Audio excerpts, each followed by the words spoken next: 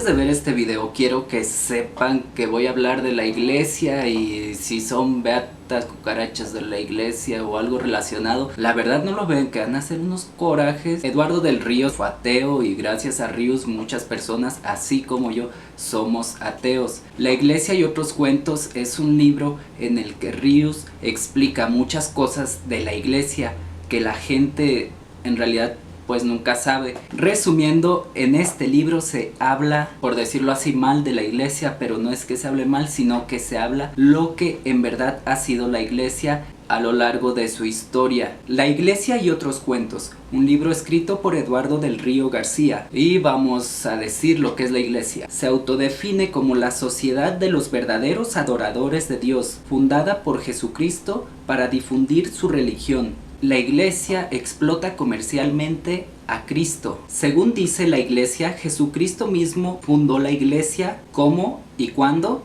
Pues cuando le dijo a San Pedro: tú eres Pedro, y sobre esta piedra edificaré mi iglesia. ¿Ante notario? Pues no, la iglesia no tiene pruebas de eso, ni que el Señor Jesucristo pretendiera fundar una religión nueva. Los judíos romanos crearon la iglesia diciendo que era un movimiento plenamente religioso. Hay toda una lógica histórica en la creación de la iglesia. Derrotadas las sublevaciones judías contra Roma, el país fue arrasado y miles de judíos fueron llevados como esclavos a Roma. Así nació la Santa Madre Iglesia, para matar judíos. Pero la iglesia no solo mató judíos, en eso no practicó la discriminación racial, porque desde su nacimiento como poder terrenal, esa ha sido la misión de la iglesia: matar a todo aquel que no piensa como dice la iglesia. Hijos de su puta. ¿Cree alguien posible que Jesús, el mismo que predicó amaos los unos a los otros, iba a fundar y apoyar una iglesia para matar gente? ¿Qué es una herejía? No creer exactamente en lo que dice la iglesia que hay que creer. El 28 de febrero del año 380, la iglesia cristiana decretó que la herejía era un crimen, y así comenzó la matanza. Más informes en la conquista de México y anexas, y más informes con la Santa Inquisición. En el año 1176, católicos franceses se manifestaron en el Albi contra la corrupción del papado en Roma, así que Roma les declaró la guerra a los herejes albingenses, les mandó una cruzada y acabó con ellos a sangre, fuego y lo acostumbrado en cosas así. De esa forma se creó la Inquisición para juzgar a los enemigos de la iglesia. El primer inquisidor, Torquemada, tuvo a su cargo por 11 años el negocio de la Santa Inquisición. En ese tiempo quemó vivos a más de 10,000, 2,000 judíos y encarceló a más de 80,000. Pero ¿cómo funcionaba la Santa Inquisición, llamada también el Santo Oficio? Muy simple. Te preguntaban el Padre Nuestro, si no te lo sabías, cuello. Imagínate cuando te preguntaran el credo.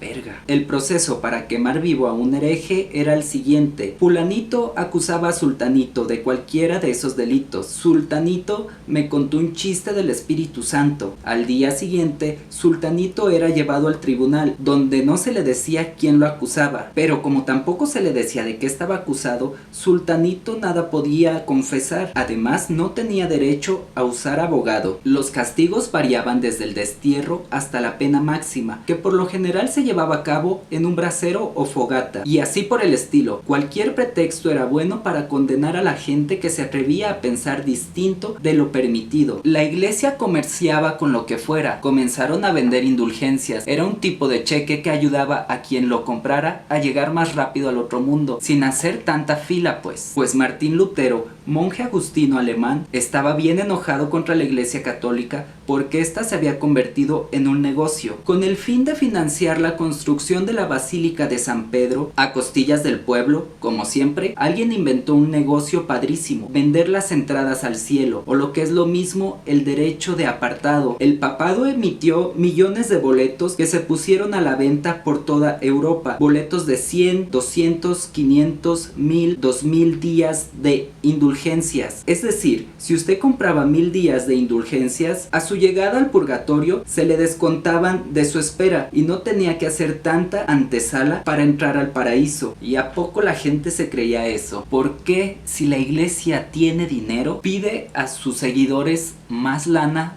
para seguir construyendo iglesias. Los hugonotes, como llamaban en Francia a los protestantes, eran un problema para el rey Francisco II. Estaba perdiendo muchísimo dinero al separarse de los negocios católicos, así que decidió exterminar en una noche a todos los que no fueran católicos. El 24 de agosto de 1572, día de San Bartolomé, asesinaron a todos los protestantes que había en París, incluidos mujeres y niños y perros. La noche de San Bartolomé ha sido, hasta antes de Hitler, la peor manifestación de fanatismo e intolerancia hacia las ideas de otras gentes. Desde entonces, Francia siguió siendo católica. Como América la vieron primero los españoles, a nosotros nos tocó ser católicos, o sea, quedamos fuera del progreso y la ciencia. Una de las grandes cosas que trajo consigo la Reforma protestante fue la libertad del individuo y sobre todo del hombre de ciencia. Libertad de dogmas y de creencias absurdas. Pudo investigar los fenómenos de la naturaleza. Como quien dice, liberó a la ciencia de la religión. América, colonizada simultáneamente por los católicos en el sur y los protestantes en el norte, demuestra una enorme diferencia. Como cualquier diputado puede notar, todavía no estamos ni civilizados. Los protestantes creen en lo mismo que los católicos, solo que sin los inventos de santos, ceremonias y el papado. El protestantismo tuvo su degeneración comercial en Estados Unidos. Posteriormente, muchos vieron el gran negocio en fundar iglesias. Todo lo corrompe el capitalismo. Y actualmente existen en Estados Unidos 264 iglesias protestantes distintas. Después de todo el desmadre que ha hecho la iglesia, en tiempos actuales comienzan a reconocer que no vinieron haciendo las cosas bien. ¿Será porque ya nadie va a misa? A los ojos de mucha gente, todo ello parece una falta de seriedad de la iglesia y un paso más de su decadencia, pero para otros es un indicio de autocrítica, de pedir perdón y reconocer sus grandes errores. La iglesia durante 20 siglos ha representado lo contrario a lo que predica. Apenas hoy ha iniciado el reconocimiento oficial de ese trágico error y se ha buscado el diálogo con judíos, herejes, masones, protestantes, marxistas y de toda clase de no cristianos. La religión de cada quien es últimamente un asunto privado y nadie tiene derecho a meterse en la fe de nadie, pero sí hay que luchar contra quienes han querido hacer de la religión un instrumento de explotación y embrutecimiento, como no pasa aquí en México. Pero la base de toda religión, la fuente de todas ellas, ha sido siempre la esclavitud económica. Mientras haya desigualdades, habrá religiones de explotación y engaño, pues habrá gente que se aproveche de ello para lucrar. El cristianismo será auténtico y aceptable cuando se luche en serio por acabar con esas desigualdades económicas que ahora protege, estimula y solapa. Cristo no era explotador de la fe de nadie. La iglesia también ha hecho un buen de negocios con las reliquias y los restos de santos, vírgenes y cosas por el estilo, saliendo santos con pinches 1000 brazos y mutantes a la verga. Dedos, cabellos, uñas, barbas, entre otro montón de inventos. Según reza la tradición, Cristo murió clavado en una cruz. ¿Cuántos clavos se usaron para ello? 3, 4 máximo. Así, pues en la iglesia de la Santa Cruz de Jerusalén se exhiben 3, pero en la iglesia de la Santa Praxedis hay otros 3, y en otras iglesias de Francia, España e Italia se veneran otros 21 clavos auténticos de la cruz de Cristo. Por lo que toca las espinas de la corona de Cristo, existen 850 espinas veneradas en iglesias cristianas, pero la más increíble reliquia de Cristo es la que está en la iglesia de San Martín de Lucca, donde se venera el santo cordón umbilical de Cristo. ¡Ah, puto! Peor le fue a San Francisco Javier. Una beata le arrancó de un mordisco el dedo del pie. Y luego dicen que no están locas, cabronas. La Santa Iglesia entró en pleito con el socialismo porque la iglesia es un poder que se usa para esclavizar y gran parte de lo que hace es obtener dinero a causa de sus fieles. La conquista de un país se llevaba a cabo mediante una triple alianza: militares, curas y comerciantes. Los militares aterrorizaban, los curas adormecían y los comerciantes saqueaban. Eso era el colonialismo, el dominio territorial, espiritual y económico de un país. Esta imagen expresa mucho lo que los fanáticos religiosos no ven, que no es cristiano decirle a la gente en qué pensar, que la iglesia en su tiempo con la Inquisición matar a las personas que no creían lo que ellos decían, basar la fe en la recolecta de dinero y la explotación. hemos sido cómplices de los tiranos, de los poderes y de los asesinos, es decir, de los enemigos de Cristo. Así unos cuantos se hacen ricos y muchos se hacen más y más pobres, es decir, solo unos cuantos viven como gente porque tienen dinero, son dueños de los centros de trabajo, son dueños de las tierras, tienen cultura.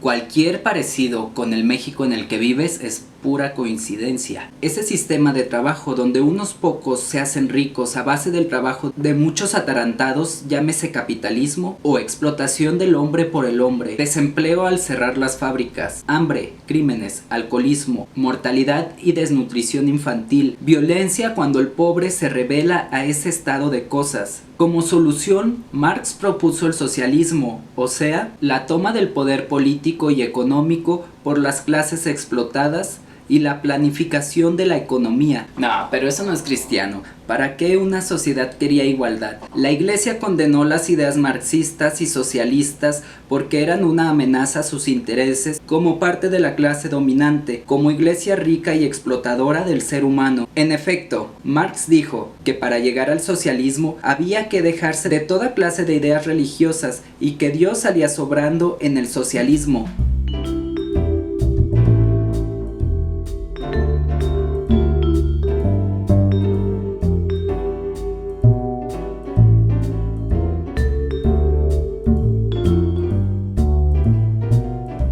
Cristo no vino a dar limosna, sino a predicar y practicar la lucha de clases, único modo de cambiar las estructuras que mantienen oprimido al hombre, porque a la iglesia le interesa dejar a la gente pendeja y pasar a quitarles el dinero, sea mucho o sea poco. Cristo nació, vivió y murió pobre, pero la explotación de sus palabras le ha dejado a sus representantes más dinero de lo que uno se imagina. No voy a poner exactamente los datos que maneja sobre lo que gana la iglesia porque quiero que lo vean ustedes mismos, pero por ahí más o menos el número de iglesias que tiene, sus fieles y sus sacerdotes, que a todos ellos y a todo eso producen dinero para ellos. Las empresas que tiene la iglesia, por si no sabían, la iglesia tiene empresas, no solo tiene su iglesia, sino que tiene empresas. También tiene acciones en otras empresas. Efectivamente, sin embargo, 3 veces al año esas limosnas van a dar íntegras al Vaticano. Por ejemplo, en 1977, con motivo de las jornadas misioneras, el Vaticano recibió 232 millones de dólares. Y si no creen que la iglesia lo que quiere es dinero, el chiste de esto es tumbarle el dinero a la gente, que lo saben hacer a la perfección. Y actualmente se quejan mucho los padrecitos de que las